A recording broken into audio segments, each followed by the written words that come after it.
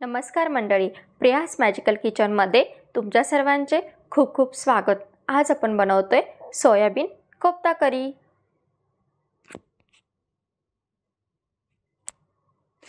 त्यासाठी इथे मी एका पातेल्यामध्ये 1 वाटी सोयाबीनच्या वड्या घेतल्यात। त्याच्यामध्ये अर्धा चमचा मीठ टाकून घेतलंय आणि आवश्यकतेनुसार पाणी टाकून घेतलंय।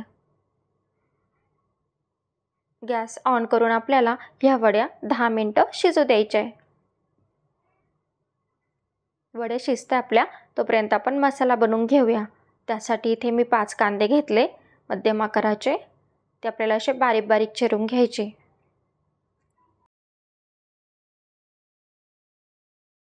इथे आपण कांद्याची प्युरी वगैरे नाही बनवणार आहे, त्याच्यामुळे आपण असा कांदा बारीक बारीक चिरून घेतोय।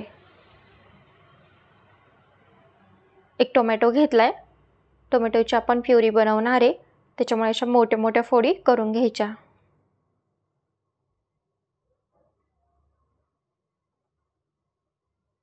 इथे आपले सोयाबीनच्या वड्या पण झालेत, स्वच्छ धुवून घेतलेत आणि त्याची अशी मिक्सरला बारीक अशी पेस्ट बनवून घ्यायची आपल्याला। पेस्ट तयार झाली आपली। त्याच्यामध्ये पाव चमचा हळद, 1 चमचा लाल तिखट टाकून घ्यायचे। मिरची आणि लसूणचा खरडा केला होता तो टाकून घ्यायचा अर्धा चमचा।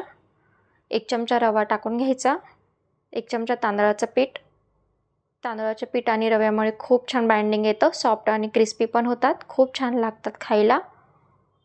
चवीनुसार मीठ टाकून घ्यायचं आणि थोडासा ओवा हातावरती चुरगाळून टाकायचा। बारीक चिरलेली कोथिंबीर टाकून घ्यायची। 1 चमचा धना पावडर टाकली आहे आणि बेसन पीठ टाकायचं आपल्याला, आवश्यकतेनुसार टाकून घ्यायचे। 1 वाटी बेसन पीठ घेतलंय मी इथे, पण त्यातलं पाव वाटीच टाकलंय। ते व्यवस्थित नीट मिक्स करून घ्यायचे। जसं गरज पडेल तसं बेसन पीठ टाकायचं आपल्याला, जसं बाइंडिंग येत चालेल तसं। बघू शकता इथे मला अजून थोडंसं बेसन पीठ हवंय, अजून थोडंसं ॲड केलंय पाव वाटी। अशा प्रकारे मला एकूण असं अर्धी वाटी बेसनचं पीठ लागलंय। आता व्यवस्थित मिक्स करून घ्यायचं आपल्याला आणि त्याचे असे छोटे छोटे गोळे बनवून घ्यायचे।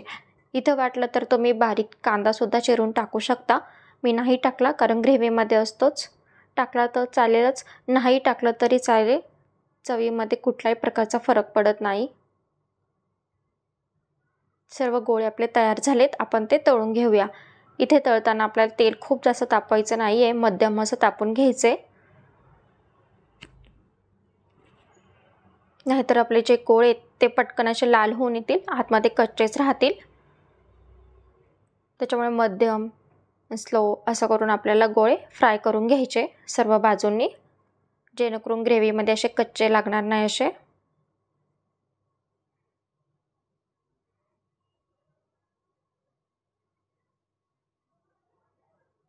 सर्व बाजूंनी असे व्यवस्थित तळून घ्यायचे।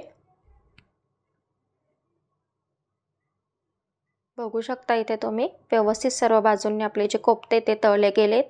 काढून घेऊया आपण। अशाच प्रकारे प्रियास मॅजिकल किचनच्या व्हिडिओ आवडत असल्यास लाईक, शेअर, सबस्क्राईब करायला विसरू नका। सर्व कोफ्ते आपले तळून झालेत। 1 वाटी सोयाबीनच्या वडीमध्ये इतके असे गोळे तयार होतात। आता आपण टोमॅटोची प्युरी बनवून घेऊया।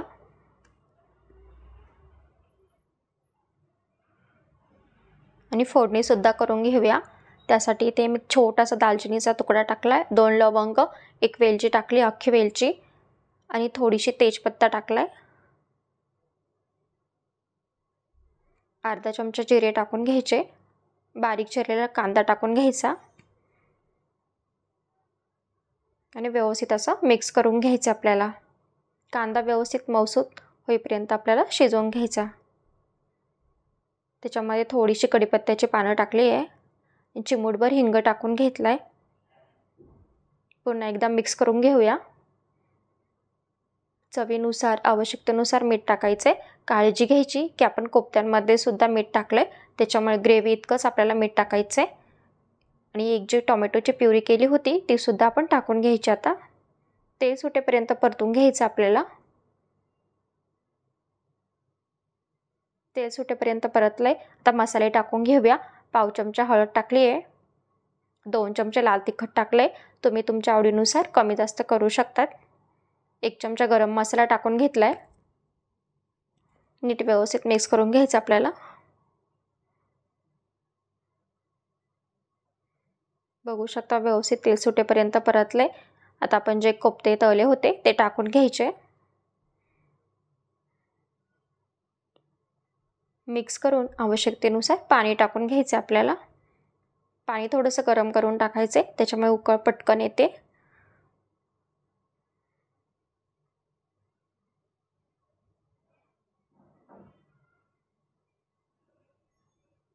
वरतून छान अशी बारीक चिरलेली कोथिंबीर टाकून घ्यायची आहे. आता आपल्याला इथे खूप जास्त अशी भाजी शिजवायची नाही आहे. एक उकळ काढायची फक्त, कारण आपले कोफ्तेसुद्धा व्यवस्थित फ्राय झालेले.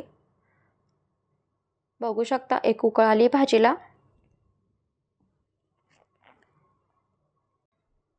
अशा प्रकारे तयार झाली आपली सोयाबीन कोफ्ता करी.